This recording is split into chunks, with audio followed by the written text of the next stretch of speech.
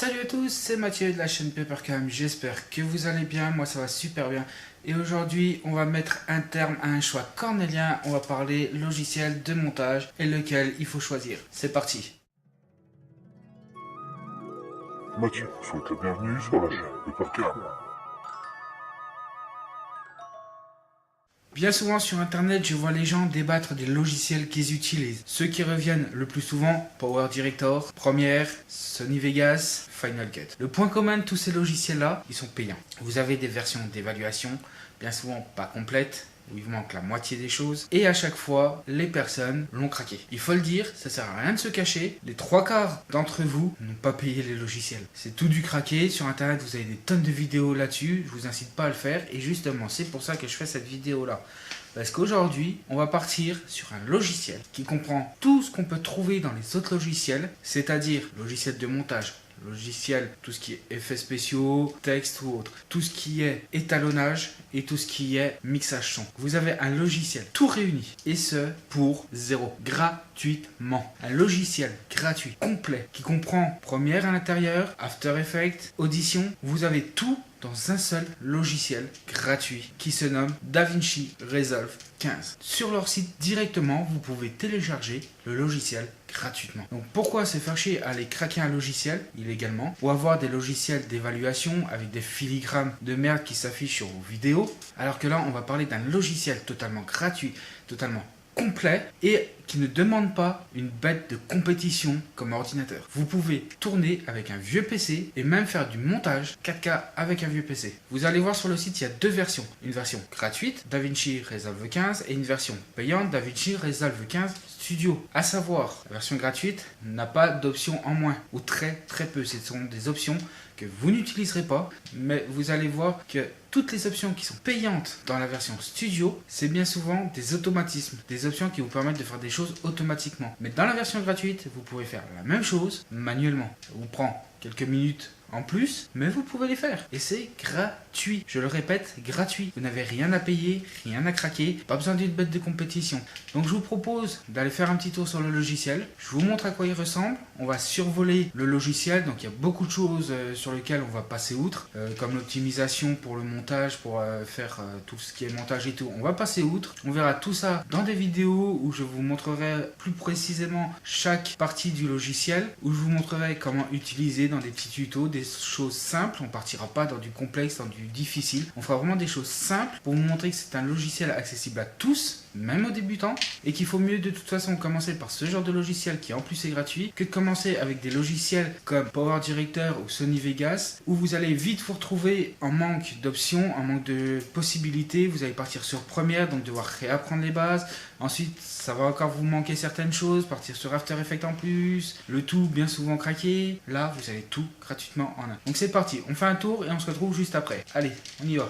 Donc nous voilà sur DaVinci Resolve Studio 15. Donc moi vous pouvez constater c'est la version publique bêta, mais à l'heure où je vous parle la version définitive est sortie. Donc voilà, donc on arrive directement sur cette page là, petite page projet, où vous avez tous vos projets que vous êtes en train de monter ou que vous avez déjà monté, avec son titre et un petit aperçu et vous pouvez naviguer sur toute la vidéo. Bon là j'ai pas de projet sur celui-là parce que c'est sur mon Shadow qui est mon projet. On a les projets là, donc on arrive sur média, première page, qui vous permet de gérer tout ce qui est média avant de commencer le montage. Vous allez constater qu'en bas on a plusieurs fenêtres, donc on va aller les voir à la suite. On a Edit, donc pour le montage, donc on a les différentes timelines. Ensuite on a Fusion, donc Edit c'est en gros le Premiere Pro, donc c'est vraiment pour le montage. Fusion c'est After Effects, donc tout en un seul logiciel. Donc il va vous permettre de faire tous les effets que vous désirez. Ensuite on a Color, donc ça c'est la fenêtre d'étalonnage, parce qu'à l'origine DaVinci Resolve c'est un logiciel d'étalonnage de la marque Blackmagic. Donc pour ceux qui ne connaissent pas trop les caméras, je sais qu'il y en a qui regardent qui ne connaissent pas trop le monde des caméras et tout.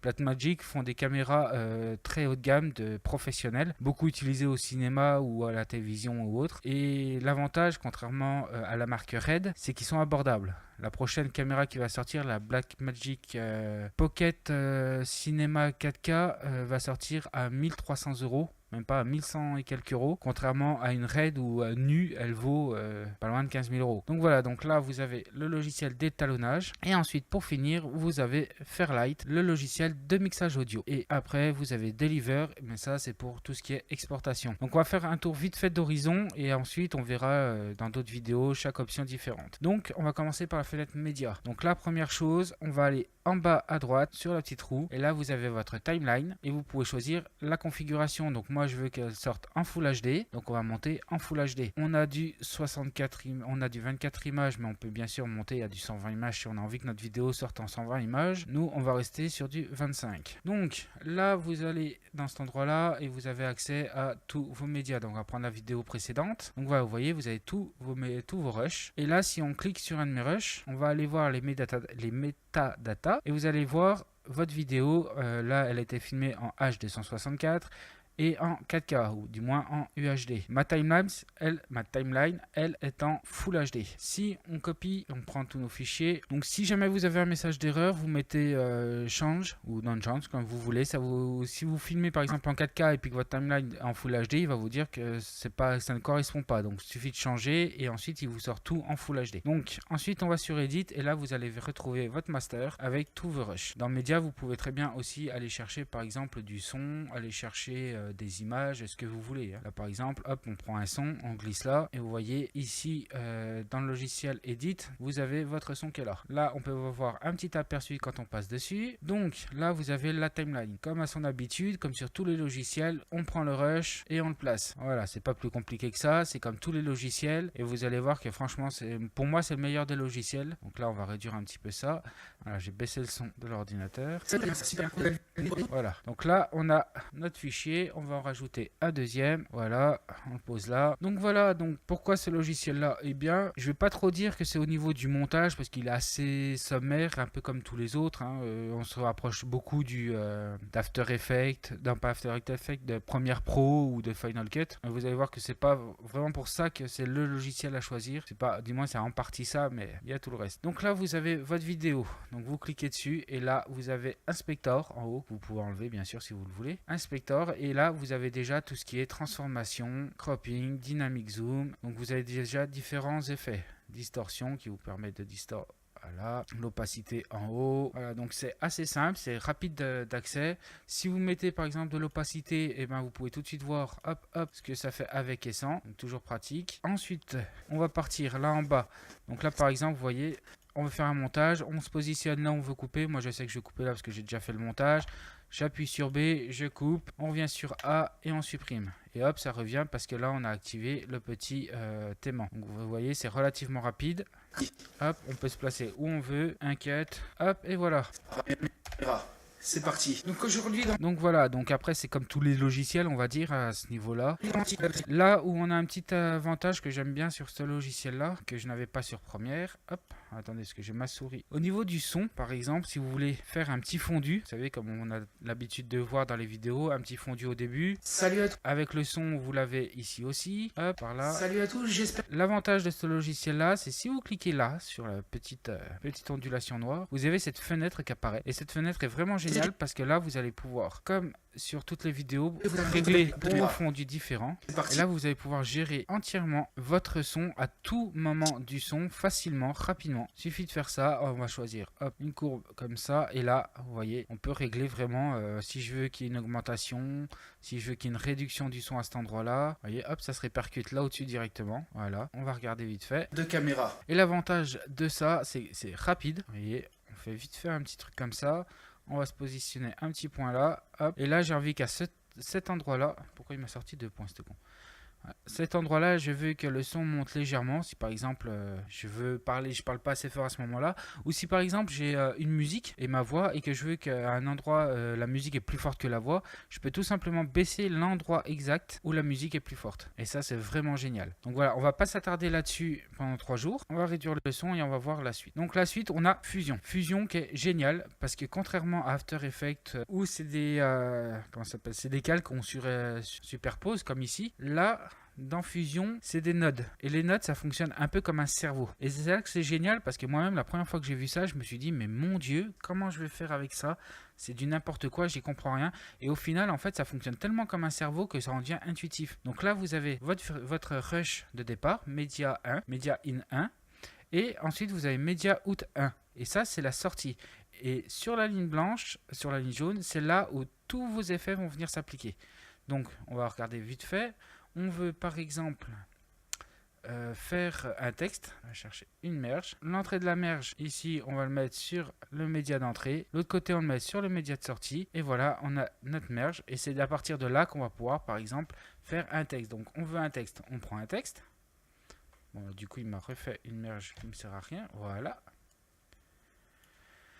Donc là, on a notre texte. On va sur le côté inspector. Là, on va taper test DaVinci.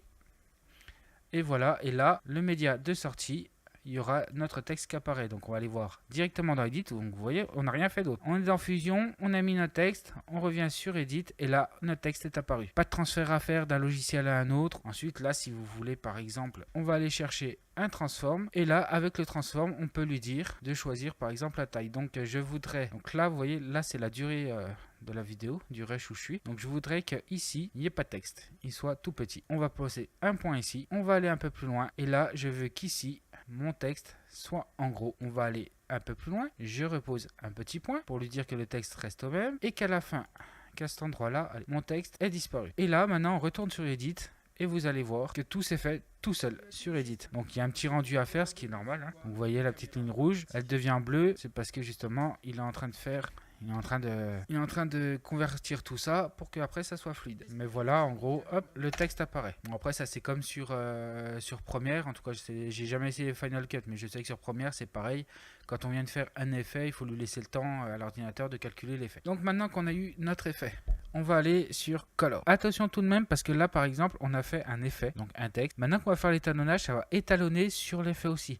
Donc si vous avez des effets de texte, mais que vous devez étalonner, commencez toujours par étalonner avant de faire les effets. Là, pour le coup, on s'en fiche un petit peu. On va laisser comme ça. Donc maintenant, la partie étalonnage, eh ben, c'est tout simplement pour étalonner vos... vidéos. Donc là c'est pareil, ça marche avec des nodes comme Fusion. Donc là par exemple on va renommer luminance, le premier node. Là ça sera la lumière et on va régler les hautes lumières. Donc si on veut que ça soit un peu plus, voilà. On va régler un petit peu les basses lumières pour faire ressortir les ombres. Voilà, on fait vite fait quelque chose à l'arrache. Hein. Hop, voilà, c'est très bien comme ça on va dire.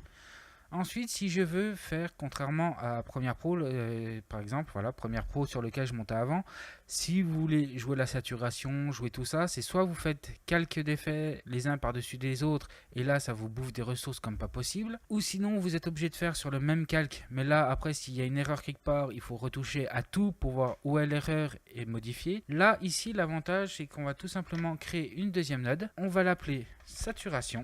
Et là, je vais jouer qu'avec la saturation. Donc, si je veux plus de lumière, si je veux le rendre noir et blanc. Donc là, la saturation est à 50 d'origine. Nous, on va monter un petit peu la satu. Voilà, comme ça, vite fait. Ensuite, on va recréer une deuxième node. Je pourrais faire les contrastes avec, mais moi, je fonctionne comme ça. J'aime bien créer différentes nodes pour chaque chose.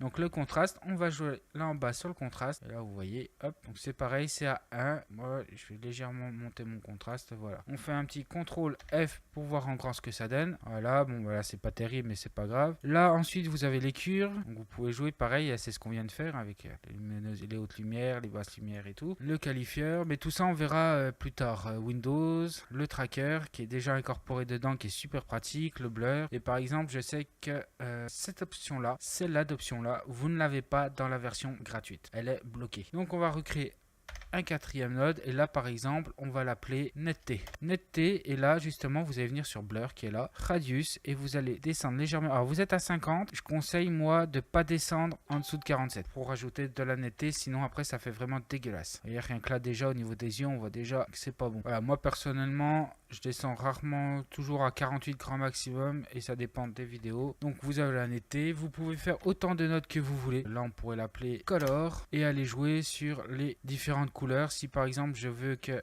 mon image devienne un peu plus rouge, on a une petite pipette, on prend la pipette. Si je veux me mettre par exemple sur le bleu, je veux toucher à mes bleus, hop, là ça vous fait des points et vous avez plus qu'à modifier après les bleus que vous voulez. Donc par exemple, voilà, si je veux que mon petit cadre geek change de couleur, je peux changer de couleur.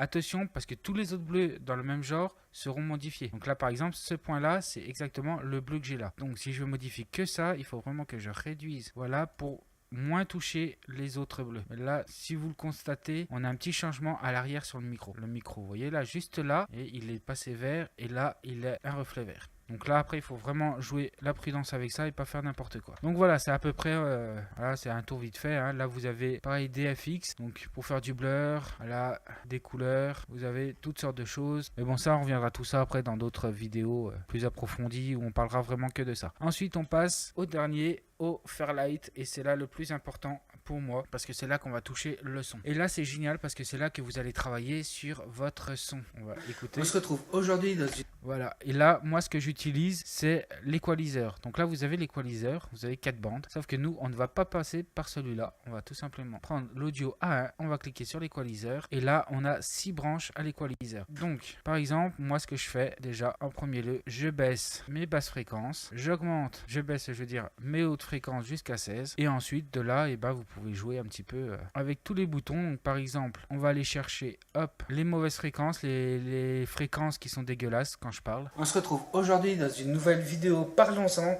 et on va parler du choix de caméra. C'est parti. Donc vous voyez, là on est bien. vraiment sur chaque On se fréquence. retrouve aujourd'hui dans une nouvelle vidéo Parlons-en et on va parler du choix de caméra. C'est parti. Là vous voyez par exemple celui-là de son, il est vraiment dégueulasse. Aujourd'hui dans une nouvelle vidéo Parlons-en. Et bien là tout simplement ce que je vais faire c'est on va l'enlever et vous allez voir tout de suite la différence. Super bien. On se retrouve aujourd'hui dans une nouvelle vidéo Parlons-en. Ce qu'on va faire c'est qu'on va enlever l'effet. Super bien. On se retrouve aujourd'hui dans une l'effet. nouvelle vidéo Parlons-en et on va parler du choix. C'est pas énorme mais ça fait quand même déjà une belle différence. Mais vu que j'ai une voix très aiguë, et bien tout simplement on peut monter un petit peu dans les graves en basse fréquence. On se retrouve aujourd'hui dans une nouvelle vidéo Parlons-en et on va parler du choix de caméra. C'est parti. Ensuite, on se retrouve une fois qu'on a fait tout ça sur Deliver. Et là, vous allez voir que vous avez un grand choix. Donc par exemple, pour vous, ça serait du YouTube et vous choisissez 720p, 1080p ou 2160p. Donc une fois que vous avez choisi, donc on va prendre 1080p. Voilà, vous descendez, vous pouvez choisir le format, AVI, Cineon, MP4, moi je laisse en QuickTime, le codec, donc pareil, vous laissez en H264, vous faites Add to Rand, vous choisissez l'endroit où vous voulez l'envoyer, vous faites OK, votre rush apparaît ici, vous n'avez plus qu'à faire le rendu. Donc voilà, on se retrouve en Facecam. Donc voilà, c'était vraiment un petit tour d'horizon du logiciel. Je vous ai montré vite fait comment il fonctionnait. J'ai sauté sur beaucoup d'options volontairement. Il y a beaucoup de choses que je ne vous ai pas dit. Parce qu'on reprendra tout ça dans des vidéos spécifiques à chaque utilisation, par exemple du montage, de l'édit, de la colorimétrie, du mixage son et de fusion. On reviendra là-dessus dans différentes vidéos, dans différents tutos. Je vous apprendrai un petit peu les bases du logiciel pour que vous partiez sur un logiciel complet, gratuit, facilement. Vraiment les bases du logiciel. Si après ça vous intéresse, que vous en redemandez, on fera au fur et à mesure, on mettra des choses un peu plus complexes à mettre en place. On verra tout ça par la suite. Donc voilà, j'espère que cette vidéo vous a intéressé. Dites-moi en commentaire quel logiciel à l'heure actuelle vous utilisez. Dites-moi en commentaire pareil si vous allez essayer DaVinci et si vous l'avez déjà essayé, ce que vous en pensez. Ça m'intéresserait beaucoup de savoir ce que vous en pensez.